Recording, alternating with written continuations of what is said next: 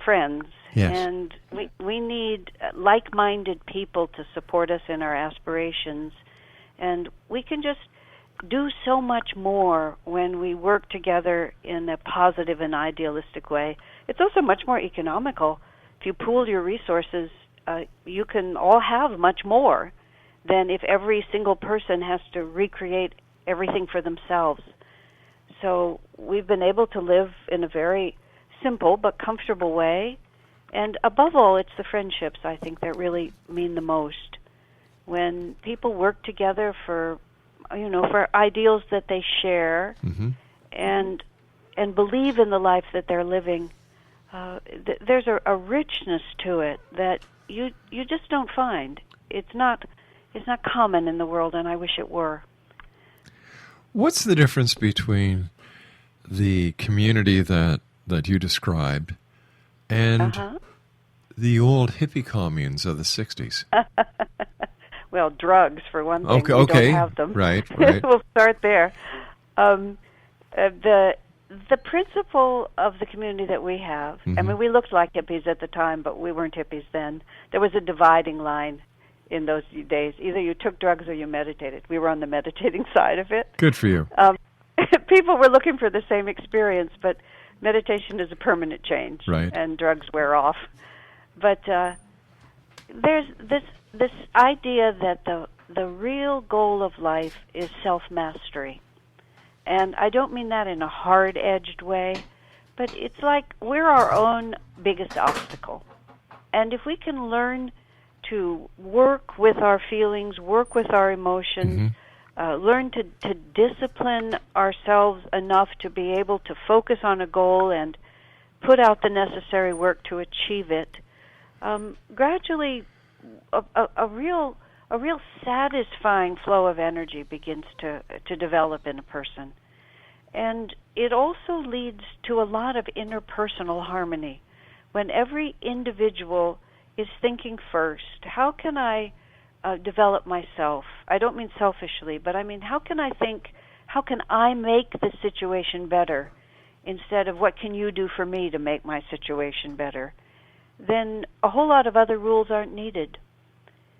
The practice of meditation tends to lead toward that because meditation often leads to a much deeper self-understanding, and it also leads to a greater peace within your own heart. And if people have peace within their own hearts, there's much less friction with the people around them. So much of friction with other people is when, you're not settled yourself. Right. And you think if you pass the pain on, then somehow you'll have less. And once you begin to see through the delusion of that, everything else becomes much, much better. How has this lifestyle enriched your own personal life? Well, I always wanted to help people. It was really a passion with me to help people, but I didn't know how. I was stumbling in the dark looking for a positive way to live. I was idealistic, I was intelligent, I was educated, but I wasn't wise. I didn't really have the unifying thread, is how I would put it. You mentioned earlier, when I met Swami Kriyananda, yes, it's like he got it. He was joyful, he was powerful, but in a sweet and really all-embracing friendship sort of way. And he had what I can only call personal freedom. I could see that man could set his mind to anything he wanted to do, and he had the power within him to do it. And it was everything I wanted. And he was starting this community and teaching, these meditation techniques and these attitudes toward living. And I was so excited because I believed in it so deeply. And so the first step for me was I could really get a hold of myself. And when I started when I was 22, I didn't really know if it would prove to be what I hoped it would be. Now it's like 40 years later, and it's never let me down. It's just every step of the way has been satisfying for me. Plus, I found a way to really, I believe, really help people, help the world I've taught thousands of people probably by now meditation, spiritual living, the ideas of community, and I watch them change right in front of my eyes. Wow. I see them arrive tense and worried and out of harmony, and, a few weeks, a few months, a few years later, they're just like completely different people. And so am I. I look at who I used to be, I look at who I am now, and it's very deeply satisfying, just beyond words, really. That is so great to hear, and I know from my own personal experiences that when you can help someone, it enriches your life. It makes life worth living, really. And I truly believe that that's one of our main goals in life, is to help each other so that we can better understand our lives, understand Mother Earth, understand what life is really all about. And I said this to a previous guest earlier tonight. I said, in my opinion, life is simple. We humans complicate it. We create our own problems. Yeah. That's the truth. Yeah, we're here to love and serve each other, and when we begin to just simplify it down to how can I help you? Yes. I mean, no matter what business you're in, you don't have to live in community to do this. You can be in any business in any part of the world if you just look around you and say, what can I do to help these people? Yeah. Whoever it is, whoever's around you, how can I help you? And really mean it. And help doesn't have to come in the form of dollars and cents. Just smiling at a person can brighten up their day. Opening the door for somebody makes them, they feel that they count.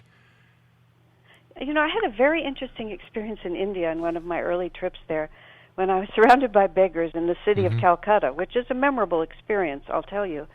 And I didn't have enough money to give to all these people, and I sure didn't want to pull out my wallet in the middle of that crowd. Yeah.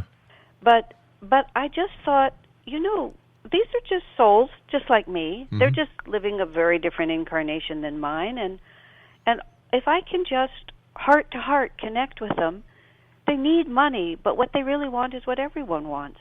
And I looked out at this group. I mean, it wasn't hundreds, it was just a dozen or so, and I thought very deeply in myself. I thought, God bless us all. I think of God as Divine Mother, so I thought, Divine Mother, just bless us all. And I tried to look at people, just person to person. It was so amazing. It's like the whole energy of the exchange just changed.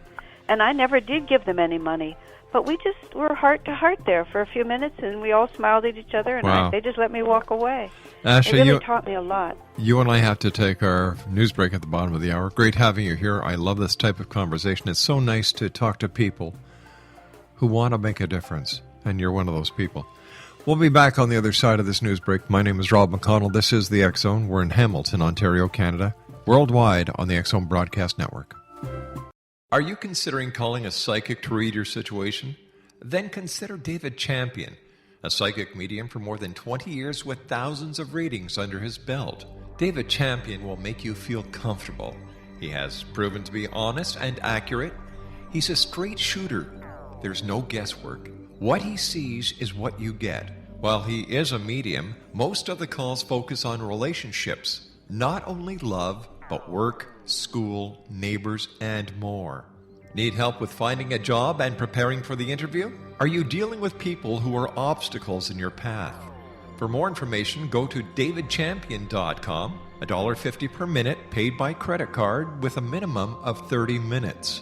For your reading with David Champion, call 1-877-702-8598. That's 1-877-702-8598.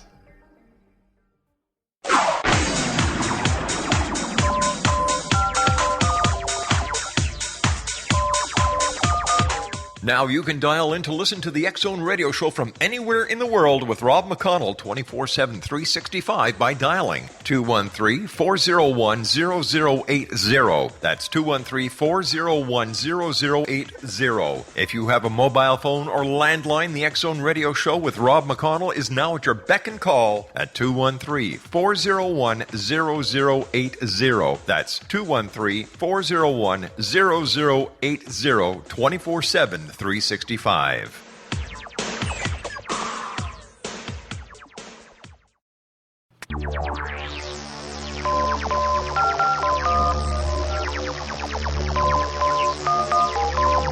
Now you can dial in to listen to the X-Zone Radio Show from anywhere in the world with Rob McConnell 24/7, 365 by dialing 213-401-0080. That's 213-401-0080. If you have a mobile phone or landline, the X-Zone Radio Show with Rob McConnell is now at your beck and call at 213-401-0080. That's 213-401-0080, 24/7, 365.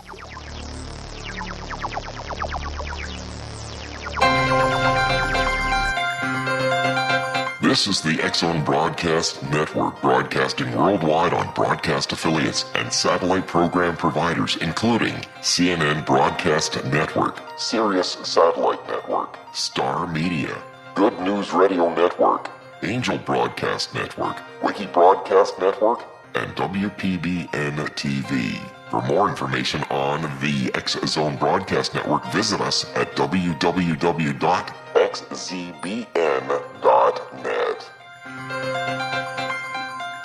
Welcome back, everyone. This is the X-Zone. My name is Rob McConnell. My guest this hour is Asha Praver, who we've had the pleasure of having on the show before. We're talking about Finding Happiness. It's a film that's out. It's a docudrama. And for more information on Finding Happiness, just go to www.findinghappinessmovie.com. And to find out more about Asha, her books, and how you can contact her, all you have to do is type in Asha Praver, ASHAPRAVER, into any of the search engines, and she will be found. Asha, what does Ananda mean? It's a Sanskrit word, and it means joy. Ananda, it can actually be translated as the word God, but the word God in English is not a very specific word. It's not an experience. It's, right. The people define it usually according to a dogma, but in the self-realization side of spirituality, when you talk about God, you're talking about something that you experience, and that's the Ananda, which means joy, is that sort of unconditioned inner spirit that people discover. That's what the movie Finding Happiness is about, too. It's just finding out that it's our own nature to be in a state of joy, and we just put a lot of conditions on it. We take the conditions away, and we discover what's left is our own natural happiness. So, Ananda, that's what the word means. What is your definition of happiness? And do you think that happiness is different for everyone else? Well, that's interesting. I think it's directional is the word I would use. That's how we think about it. There is an absolute state of bliss, a bliss that all the saints and sages have talked about forever, a mystical ecstasy that transcends everything that the average person knows. But we, all of the rest of us, we sort of move toward it slowly. I mean, a person can think that the greatest bliss is to, take some heavy drugs and become completely unconscious. That's their happiness. Someone else, sort of a little more awake, gets his happiness from hard work or from artistic endeavor or from intellectual satisfaction. You go through stages of what it is that gives you joy.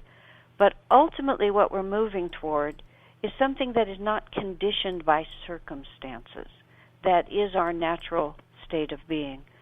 So I think each person has to gradually work it out for himself. This is like when we talk about the spiritual path, it's the reason we call it a path is because we're all moving in the same direction, but we're strung out in all different spaces from it. If you think of it like a bicycle wheel, and you think of the rim, and you think of the goal as the center of the wheel, depending on where you are in the rim, you move toward that center. You can be going completely opposite directions, and you're still moving toward the center.